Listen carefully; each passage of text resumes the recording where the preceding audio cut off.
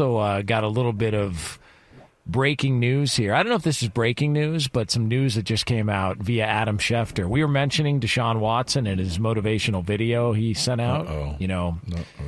According to Adam Schefter, the Cleveland Browns and Joe Flacco have reached agreement on a 1-year, $4 million deal that can be worth up to $13 million with incentives. Flacco will return to Cleveland, where he won the NFL's Comeback Player of the Year in 2023. So congratulations to the Cleveland Browns. Get ready to go wacko for Flacco there, as he is back. That's their response to the hype video? Yeah. Sweet video, brother. You want to come at us, huh? Yeah. So we'll show you. Yep. So Joe Flacco. Yikes. Yeah, Joe Flacco is now back in Cleveland with the Browns. I mean, listen, it's hard to argue with the success he had there.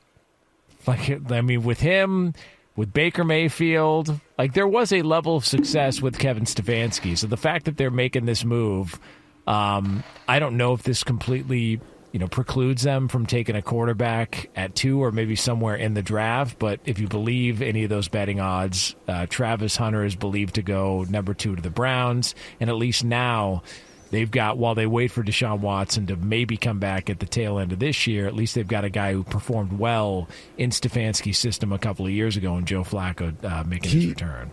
He performed decent last year in Indianapolis. I mean, personally, statistically speaking, it was an uptick from what they were getting from Anthony Richardson. And even though the win-loss record didn't reflect it, I mean, look, they moved on from Gus Bradley. Their defense really struggled. It was more to do with that than anything else. And I think if you look at why he didn't sign back there in the first place, it supposedly had a lot to do with Deshaun Watson and his representation, not wanting Flacco to be back there again, given that he had led the Browns on a ridiculous run into the playoffs. That was supposedly what the rationale was why he wasn't back last year as a Cleveland Brown, and instead ended up going at 39 years old to the Indianapolis Colts. So I would say this kind of puts a fork into Deshaun Watson coming back for the Browns at any point. I wouldn't be shocked now if the Browns, they might take Hunter with that first round pick, but do not be surprised at all if the Browns don't find a way of taking a quarterback, maybe trading up in the back end of the first or taking one in the second or third round. Did they have to do a new contract with Kenny Pickett, or are they still working on his rookie contract? I believe they. Well, I thought Kenny Pickett ended up signing a different deal in Philly. I can look that up now. If you that could be correct. That you could be correct. Because here's my thing: Kenny Pickett is young, and he's a forgotten about commodity in a lot of ways because it didn't go the way it was supposed to go for him in Pittsburgh, and then boom, he's gone. How many people would debate and argue that Kenny Pickett got a raw deal going to getting drafted by Pittsburgh? Oh, no doubt about it. Hasn't worked out for any other quarterback, right? So he's actually in the last year of his rookie deal. So you're right, he's still on his rookie deal. And his fifth year option is available. So it'll be interesting to see what the Browns decide to do, because if he comes in and plays, it could be a kind of Daniel Jones situation where if you look at the Daniel Jones New York Giants deal, had they just picked up the fifth-year option, they would have never been put in the position to, franchise tag Saquon for the year, agree to the long-term deal with Jones, which then got them in trouble because the next year after that, they're stuck with the deal with Daniel Jones. They can't work out a long-term deal with Saquon Barkley. He ends up leaving. He goes to the Eagles. There's all those issues that came from that. Yeah. So what they decide to do with Pickett, and they have to this offseason, they can't wait till obviously after this year, is going to be interesting. I think that quarterback room with Pickett and now adding Flacco, I think there's potential there. I really do. I think there's potential there, and that potential is Flacco can come in. He knows the offense. He's had success in it. People are fond of him. He brings a leadership quality, a veteran quality. It stabilizes, in my estimation, it stabilizes what they have going on. because of the familiarity with him.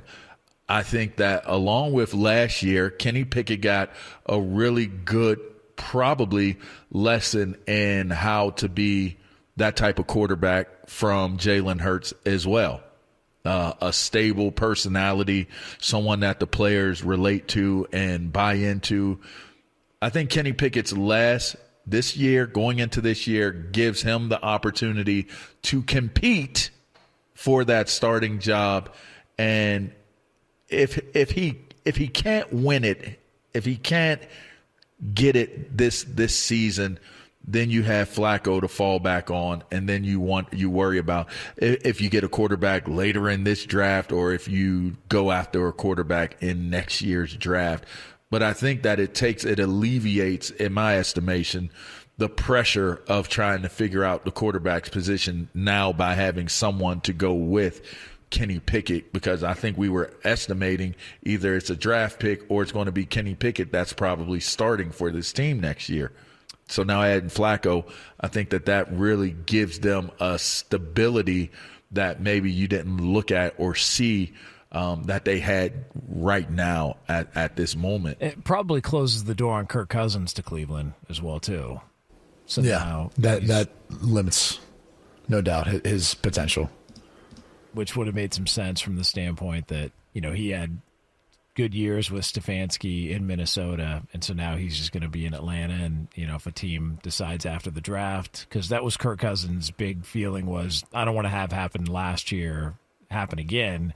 And so after the draft, maybe they start to, look at potentially making a move, but they picked up his $10 million option. Cleveland was thought to be the team that would be most interested, with potentially Pittsburgh as a fallback plan. But now you look at it and you go, all right, maybe he just sticks around in Atlanta to be the backup to Michael Penix.